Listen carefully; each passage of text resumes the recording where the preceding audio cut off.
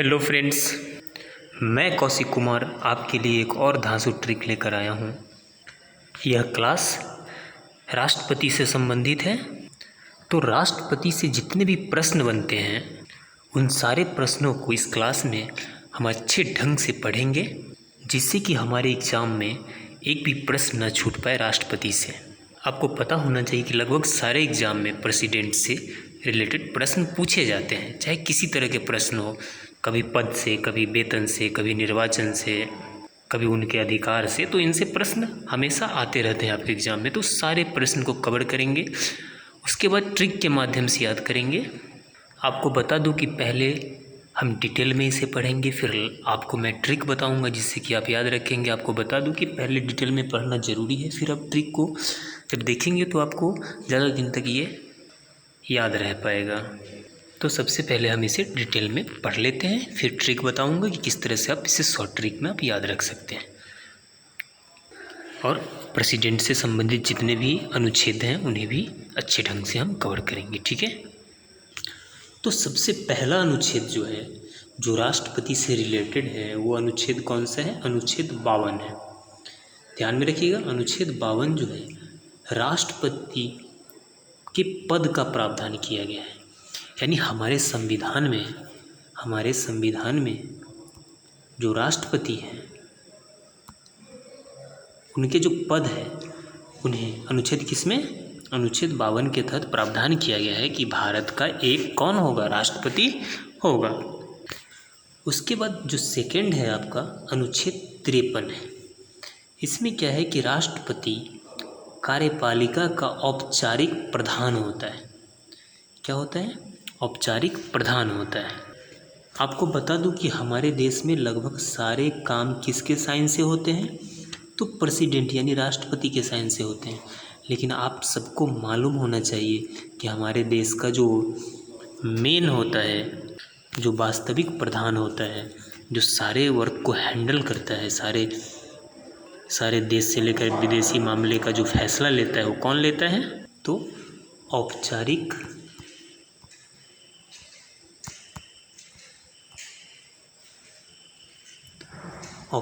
प्रधान कौन होता है? औपचारिक प्रधान कौन होता है देश का? राष्ट्रपति, जिसके नाम से लगभग सारे डॉक्यूमेंट क्लियर होते हैं। लेकिन वास्तविक कौन होता है? लेकिन वास्तविक प्रधान कौन होता है? आप सभी याद रखिएगा कि हमारे देश का वास्तविक प्रधान प्राइम मिनिस्टर होता है। कौन होता है? प्रधानमंत्री, जो भी वर्तमान में कौन है? श्री नरेंद्र मोदी। यानी सारे फैसले इंटरनल कौन लेते हैं? प्राइम मिनिस्टर लेते हैं। लेकिन नाम किसका आता है? राष्ट्रपति का। तो ये एग्जाम में पूछा जाता है कि हमारे भारत का औपचारिक प्रधान कौन होता है? तो जितने भी कार्य होते हैं कार्यपालिका का, जो औपचारिक प्रधान होता है वो राष्ट्रपति होता है, लेकिन वास्तविक प्रधान कौन होता है? प्रधानमंत्री होता है। आप याद रखिएगा। नेक्स्ट, उसके बाद है आपका अनुच्छेद 54। कितना है? अनुच्छेद 54। अनुच्छेद 54 में क्या है? राष्ट्रपति का निर्वाचक मंडल द्वारा होता है। राष्ट्रपति का निर्वाचन, यहाँ थोड़ा मिस्टेक है, निर्वाचन किसके द्वारा होता है? तो निर्वाचक मंडल द्वारा होता है। राष्ट्रपति का निर्वाचन निर्वाचक मंडल द्वारा होता है। तो राष्ट्रपति का जो निर्वाचक मंडल होता है उसमें कौन कौन सा वोटिंग करते हैं, कौन कौन निर्वाचित सदस्य भाग लेते हैं? तो आपको बता दूं कि राष्ट्रपति के निर्वाचन में जो सदस्य भाग लेते हैं उसमें है, पहला है लोकसभा, दूसरा है राज्यसभा,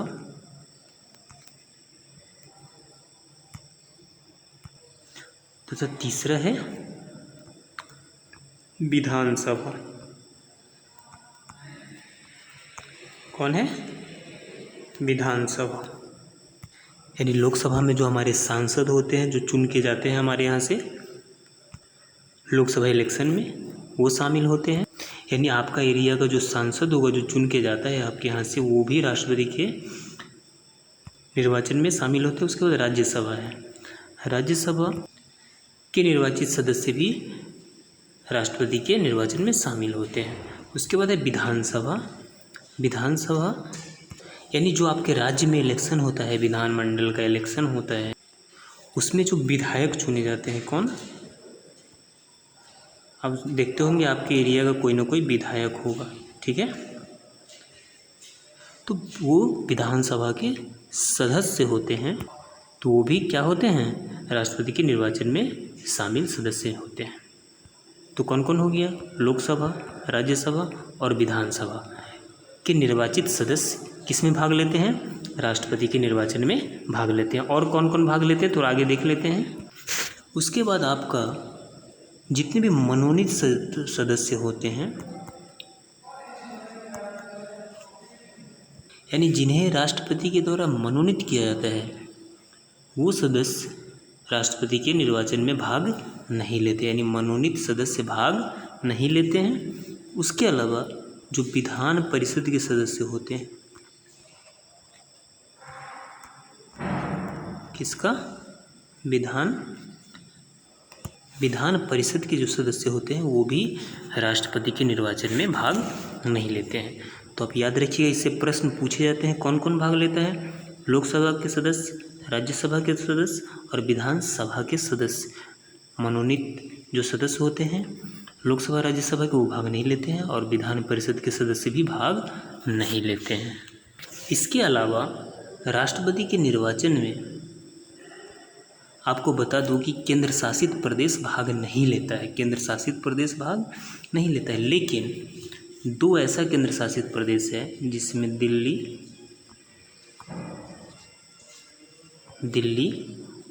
और पुदुचेरी के विधानसभा सदस्य क्या करते हैं? भाग लेते हैं।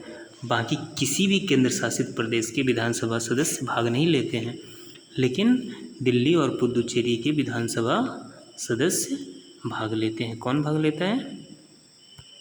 विधानसभा सदस्य, ठीक है। तो ध्यान रखिए कि दिल्ली और पुदुचेरी का छोड़ के बाकी जितने भी केंद्र शासित प्रदेश है उसके विधानसभा सदस्य भाग नहीं लेते हैं, दिल्ली पुदुचेरी के लेते हैं। बाकी जो जितने भी नॉर्मल स्टेट हैं उन सभी के विधानसभा सदस्य भाग लेते हैं, जो आपको पहले हमने बताया। नॉर्मल सदस्य के सारे विधानसभा सदस्य भाग लेते हैं, और जो केंद्र शासित प्रदेश हैं उसके बस दो भाग लेते हैं। कौन कौन? दिल्ली और पुदुचेरी, ध्यान रखिएगा। नेक्स्ट, उसके बाद है आपका अनुच्छेद 55। अनुच्छेद 55 में कहता है राष्ट्रपति का निर्वाचक अनुपातिक पद्धति द्वारा एकल संक्रमणीय अप्रत्यक्ष तथा गुप्त मतदान के द्वारा होता है। आपको पता होगा कि जब राष्ट्रपति का इलेक्शन होता है, जैसे जिस तरह से प्राइम मिनिस्टर का इलेक्शन होता है, पीएम का, जब पीएम का इलेक्शन होता है तब सारे देश के लोग क्या करते हैं? अपना मत देते हैं, यानी चुनाव देते हैं। लेकिन जब अब प्रेसिडेंट का इलेक्शन होते हैं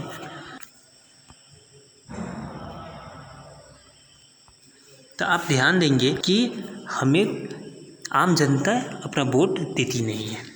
जो हमारे द्वारा जो चुने गए एमपी या एमएलए होते हैं, वही क्या करते हैं? वोटिंग करते हैं, ठीक है। जो गुप्त मतदान के द्वारा उनका क्या होता है?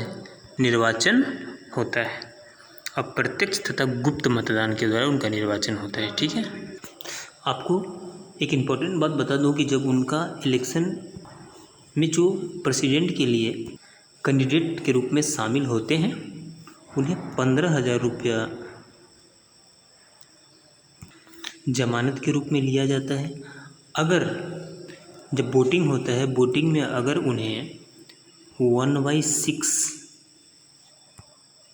यानी जितने भी वैध मत होते हैं, वैध मतों का 1/6 मिला या उससे कम मिला, तो उनका ये जमानत क्या कर लिया जाता है? जब्त कर लिया जाता है। यानी जो 15,000 रुपया वो देते हैं जमानत के रूप में, वो उन्हें वापस नहीं किया जाता, जब्त कर लिया जाता है। कितना? वैध मतों का 1/6 वोट, यानी जितना वोट पड़ा, यानी जितना जो वैलिड वोट था उनका 1/6 कम से कम उन्हें आना चाहिए, नहीं तो उनका जमानत जब्त हो जाता है।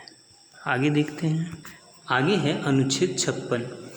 हेलो फ्रेंड्स, आप ध्यान रखिए क्योंकि मैं ट्रिक पूरा कंप्लीट बताऊंगा कि किस तरह से इन सारे अनुच्छेद को याद रख सकते हैं, जो कौन सा राष्ट्रपति से संबंधित अनुच्छेद क्या क्या है। लेकिन मैं उससे पहले आपको डिटेल में पढ़ा देना चाहता हूं ताकि आपको समझ में आ जाए, फिर आप ट्रिक आसानी से याद रख पाएंगे। तो मैं लास्ट में कंप्लीट ट्रिक बताऊँगा, ठीक है।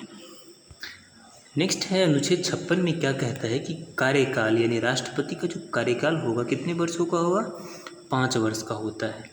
यह 5 वर्ष के पूर्व खाली हुआ यानी राष्ट्रपति का अगर डेथ हो जाता है, ठीक है, या किसी कारणवश उनका अगर पद खाली हो जाता है, वो रिजाइन कर देते हैं, तो कहता है कि तो क्या होगा, कार्यवाही राष्ट्रपति के रूप में कौन करेगा, उपराष्ट्रपति करेगा।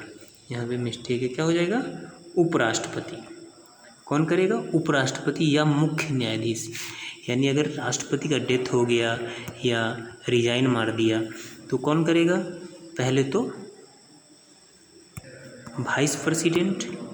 अगर ये भी नहीं है या इसका भी किसी कारण से रिजाइन कर दिया या उपस्थित नहीं है तो कौन करेगा, जो चीफ जस्टिस ऑफ इंडिया होते, कौन, यानी सीजेआई यानी भारत का मुख्य न्यायाधीश। कौन करेगा राष्ट्रपति के रूप में कार्य, भारत का मुख्य न्यायाधीश। ध्यान रखिएगा, राष्ट्रपति का कार्यकाल कितने वर्ष का होता है, 5 वर्ष का। 5 वर्ष से पूर्व अगर डेथ हो गया या पद खाली हो गया रिजाइन के कारण तो कौन करेगा, वाइस प्रेसिडेंट यानी उपराष्ट्रपति।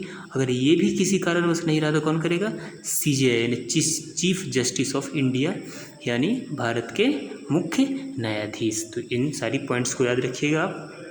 और ये उपराष्ट्रपति या मुख्य न्यायाधीश कितने दिन तक रह सकते हैं, ज़्यादा से ज़्यादा 6 मंथ, यानी 6 महीने में इन्हें फिर से दूसरा नया राष्ट्रपति निर्वाचित करना होगा। यानी अगर प्रेसिडेंट रहता नहीं है तो वाइस प्रेसिडेंट या सीजेआई कितने दिन तक ज़्यादा से ज़्यादा रह सकते हैं, 6 महीने। 6 महीना में फिर नया राष्ट्रपति क्या कर लिया जाता है, चुन लिया जाता है। उसके बाद नेक्स्ट जो है आपका अनुच्छेद 57 है। यह किससे संबंधित है, तो एक ही व्यक्ति दोबारा राष्ट्रपति निर्वाचित हो सकता है। यानी हमारे देश में एक व्यक्ति 2 बार राष्ट्रपति बन सकता है। आप बताइए ऐसा करने वाला कौन राष्ट्रपति थे जो 2 बार बने थे। तो आपको बता दूं कि सिर्फ एक राष्ट्रपति हैं हमारे, प्रथम राष्ट्रपति जो प्रथम प्रेसिडेंट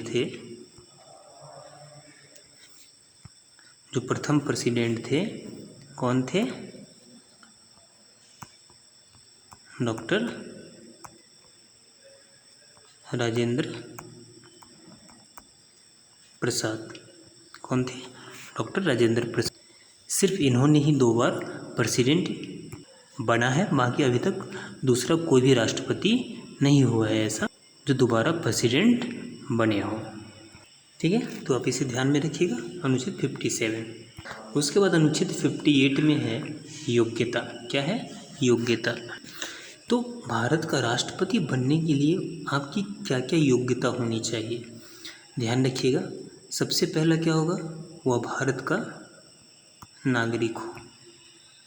किसका नागरिक हो, भारत का नागरिक हो। दूसरा क्या हो, वह कम से कम 35 ईयर कंप्लीट कर चुका हो। कितना, 35 ईयर, ठीक है। उसके बाद है वह पागल, क्या, पागल या दिवालिया, पागल या दिवालिया ना हो। उसके बाद है वो कोई अपराधी ना हो। क्या हो, अपराधी ना हो। तो भारत के राष्ट्रपति बनने के लिए सारे पॉइंट्स होना चाहिए।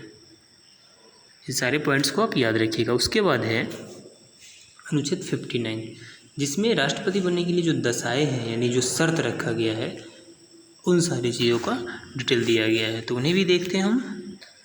तो यहाँ पे है जो भी दशाएं हैं यानी क्या क्या शर्त रखा गया है इसके लिए, तो आप ध्यान से देखिएगा कि सबसे पहला है कि लाभ के पद पर ना हो। किसके पद पर ना हो, लाभ के पद पर ना हो। उसके बाद जो नेक्स्ट है वह है कि राष्ट्रपति के निर्वाचन के लिए इनके पास 50 प्रस्तावक कितना? 50 प्रस्तावक व 50 अनुमोदक।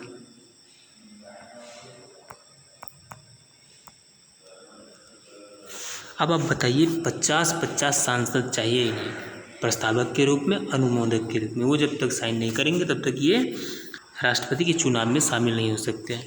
तो आप सोच सकते हैं कि आम आदमी राष्ट्रपति के चुनाव में शामिल नहीं हो सकता है, जो आम नागरिक होगा। वही होगा जो बड़े नेता होगा, जिनके पास उतने सारे सांसद होंगे, जिनके जो बड़े पार्टी के लीडर होंगे, जो उन्हें बनाएगा। नहीं तो 50 प्रस्तावक 50 अनुमोदक लाएंगे कहाँ से? उसके बाद है कि मैं पहले ही बता दिया कि 15,000 क्या जमा करना होता है? जमानत राशि। 15,000 जमानत राशि क्या करना होता है? जमा करना होता है। ठीक है, तो इन सारे पॉइंट्स को आप याद रखेंगे। आगे देखते हैं। उसके बाद आपका अनुच्छेद 60 है। कौन सा अनुच्छेद है? 60। इसमें क्या कहा गया है कि राष्ट्रपति को शपथ मुख्य न्यायाधीश दिलाते हैं, यानी CJI यानी चीफ जस्टिस ऑफ इंडिया क्या करेंगे? राष्ट्रपति को शपथ दिलाएंगे। ठीक है, कौन दिलाएगा? Chief justice of India. Next है अनुच्छेद 61। इसमें क्या कहा गया है कि महाभियोग, राष्ट्रपति पर महाभियोग किसी भी सदन में प्रारंभ हो सकता है। आपको बता दूं कि महाभियोग के द्वारा राष्ट्रपति को कभी भी हटाया जा सकता है। ठीक है, लेकिन हटाना इतना आसान भी नहीं होता है। इसके लिए काफ़ी, अगर वो राष्ट्रपति, सबसे पहले तो बता दूँ जो राष्ट्रपति बनता है वो नॉर्मल होता नहीं है। वो बड़े लीडर होते हैं, बड़े जानकार होते हैं, काफ़ी अनुभव होता है। इस तरह के वो कोई काम नहीं करते जिससे उन पर कुछ ऐसा कलंक लगे या महाभियोग लगाया जाए। लेकिन अगर ऐसा कुछ होता है तो महाभियोग सर्वप्रथम प्रारंभ करने के लिए कितना वोट चाहिए? 1/4 समर्थन चाहिए। मतलब उस पर बहस करने के लिए, सिर्फ बहस यानी सदन में स्टार्ट करने के लिए कितना चाहिए? 1/4 चाहिए। तब जाके क्या होगा? महाभियोग संसद के पटल पर रखा जाएगा, यानी उस पर बहस होगा।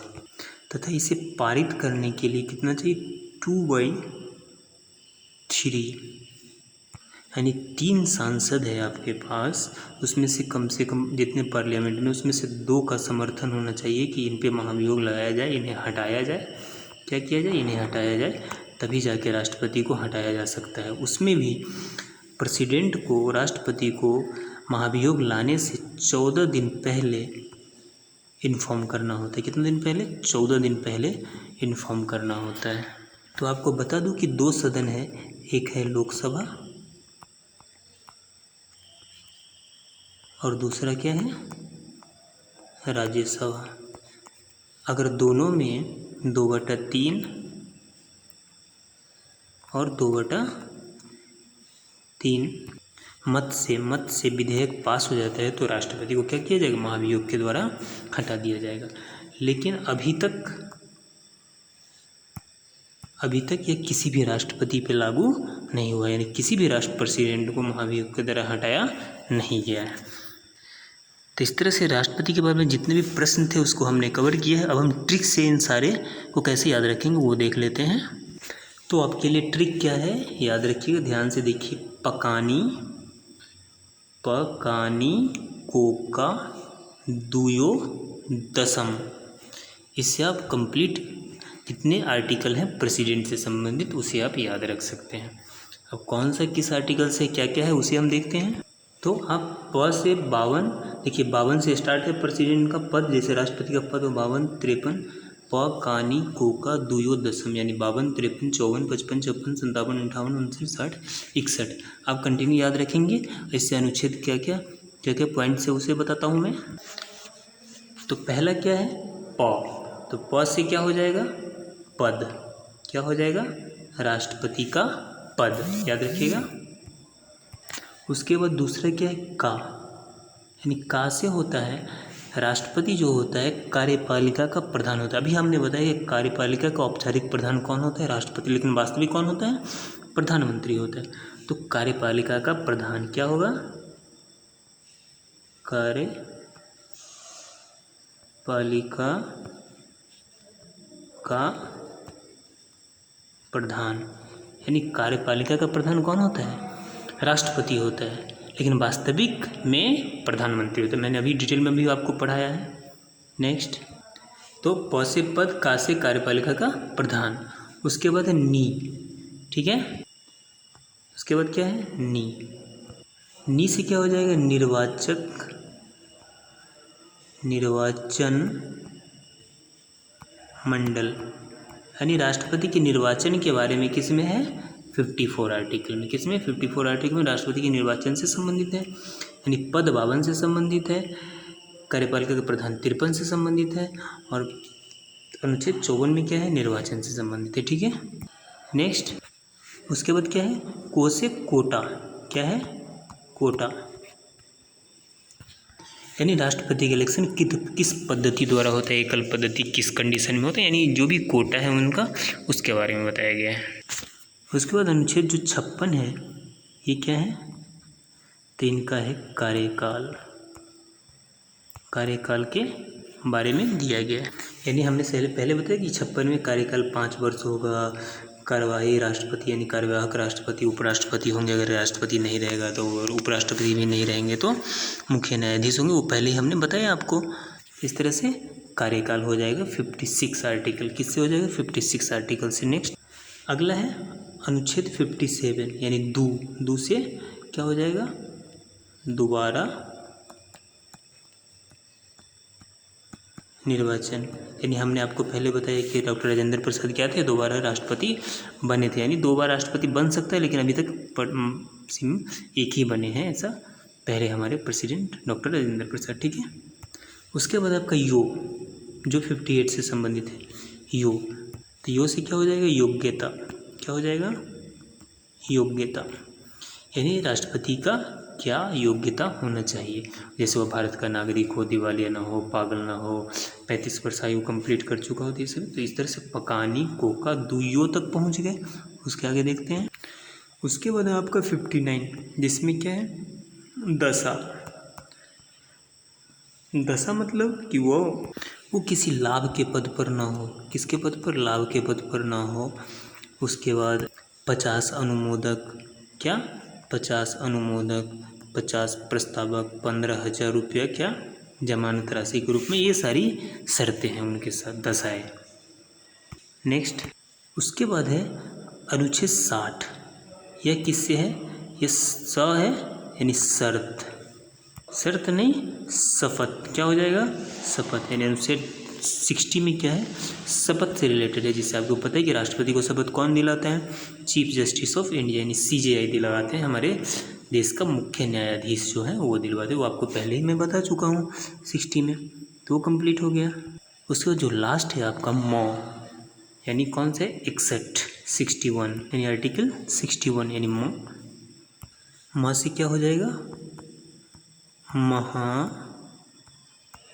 यानी राष्ट्रपति को जो हटाने के लिए महाभियोग लाया जाता है पार्लियामेंट में, वो महाभियोग से संबंधित है, जो डिटेल में पहले ही आपको बता दिया हूँ। तो इस तरह से आप पकानी कोका दुयो दशम से राष्ट्रपति के पूरे आर्टिकल को याद रख सकते हैं।